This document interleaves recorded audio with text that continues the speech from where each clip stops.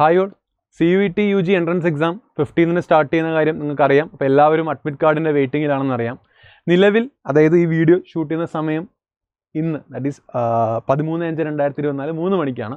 നിലവിൽ അഡ്മിറ്റ് കാർഡിൻ്റെ വിവരങ്ങളൊന്നും വെബ്സൈറ്റിൽ വന്നിട്ടില്ല. പക്ഷേ ഒരു കാര്യം പറയുന്നുണ്ട്, admit card will be live, അല്ലെങ്കിൽ നമ്മുടെ അഡ്മിറ്റ് കാർഡ് ഇന്ന് രാത്രിക്ക് ലൈവ് ആയിരിക്കും. അതായത് ഇന്ന് രാത്രി മുതൽ നിങ്ങൾക്ക് അഡ്മിറ്റ് കാർഡ് ഡൗൺലോഡ് ചെയ്യാൻ പറ്റുമെന്നുള്ളതാണ് ശരിക്കും നിലവിലിപ്പോൾ CUETൻ്റെ വെബ്സൈറ്റിലുള്ള അപ്ഡേറ്റ്. അപ്പോൾ എല്ലാവരും പ്രോപ്പറായിട്ട് വെബ്സൈറ്റ് ഫോളോ ചെയ്യുക.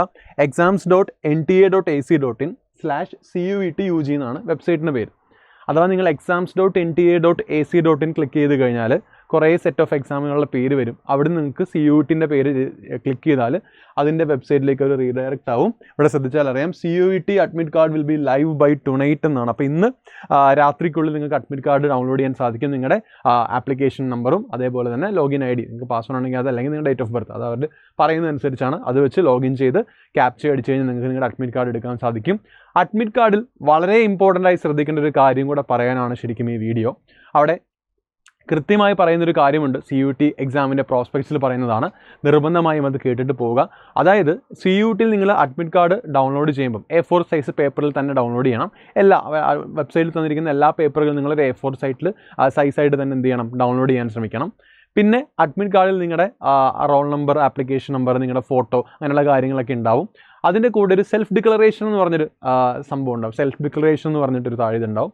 അവിടെ നിങ്ങളുടെ പേരും നിങ്ങൾ എവിടെ നിന്നാണ് വരുന്നത്, നിങ്ങളുടെ പേര്, റെസിഡൻറ്റ് ഓഫ് ഡാഷ്, അങ്ങനെ ആയിരിക്കും ശരിക്കും നിങ്ങളുടെ അതിൻ്റെ ഒരു ഫോർമാറ്റ് എന്ന് പറയുന്നത്. അപ്പോൾ അവിടെ നിങ്ങളുടെ പേരും നിങ്ങളുടെ നിങ്ങളുടെ ഡിസ്ട്രിക്റ്റ് അല്ലെങ്കിൽ നിങ്ങളുടെ സ്ഥലം അവിടെ എഴുതിയാൽ മതിയാകും. അത് ഡ്യൂലി ഫില്ല് ചെയ്തിട്ട് വേണം കയറാൻ. അപ്പോൾ ഈ ഏറ്റവും ഇമ്പോർട്ടൻ്റ് ആയിട്ട് നിങ്ങൾ നോക്കേണ്ട ഒരു കാര്യം, CUET അഡ്മിറ്റ് കാർഡ് അല്ലെങ്കിൽ നിങ്ങൾ CUET എക്സാമിന് പോകുമ്പം നിങ്ങൾ കയ്യിൽ കരുതേണ്ട കാര്യങ്ങൾ എന്തൊക്കെയാണ്, അതായത് നിങ്ങൾക്ക് ഇപ്പോൾ എന്തൊക്കെയാണ് അവിടെ വേണ്ടത്, നിങ്ങൾ എക്സാം ഹാളിലേക്ക് പോകുമ്പോൾ ഏറ്റവും പ്രധാനമായി വേണ്ടത് എന്തൊക്കെയാണെന്ന് ചോദിച്ചു കഴിഞ്ഞാൽ, ഫസ്റ്റ് ഓഫ് ഓൾ അതും പ്രോസ്പെക്ട്സിൽ പറയുന്നൊരു കാര്യമാണ്. ഒന്ന്, നിങ്ങളുടെ അഡ്മിറ്റ് കാർഡ് ഡ്യൂലി ഫിൽഡ് ആണ്. ഈ പറഞ്ഞ കാര്യങ്ങൾ അഡ്മിറ്റ് കാർഡിൽ എന്തൊക്കെയാണോ അവർ ഫില്ല് ചെയ്യാൻ പറഞ്ഞിരിക്കുന്ന ആ കാര്യങ്ങളെല്ലാം പ്രോപ്പറായി ഫില്ല് ചെയ്യണം. അതിൻ്റെ കൂടെ കയ്യിലൊരു അഡീഷണൽ ഫോട്ടോഗ്രാഫ് കയ്യിൽ കരുതണം. പിന്നെ ഒരു വാലിഡ് ഐഡൻറ്റിറ്റി കാർഡും കയ്യിൽ കരുതണം. ഇത്രയും കാര്യങ്ങളാണ് നിങ്ങൾക്ക് അഡ്മിഷൻ.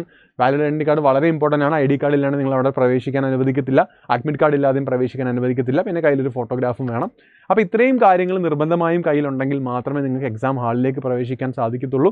ഇത് കൃത്യമായി പ്രോപ്പറായി നോക്കിയിട്ട് വേണം പോകാൻ. സോ ഇന്നത്തോളം നിങ്ങൾക്ക് അഡ്മിറ്റ് കാർഡ് ഡൗൺലോഡ് ചെയ്യാൻ പറ്റും. ഡൗൺലോഡ് ചെയ്യുക, പ്രോപ്പറായിട്ട് പോയി പരീക്ഷ എഴുതാൻ ശ്രമിക്കുക. Thank you so much.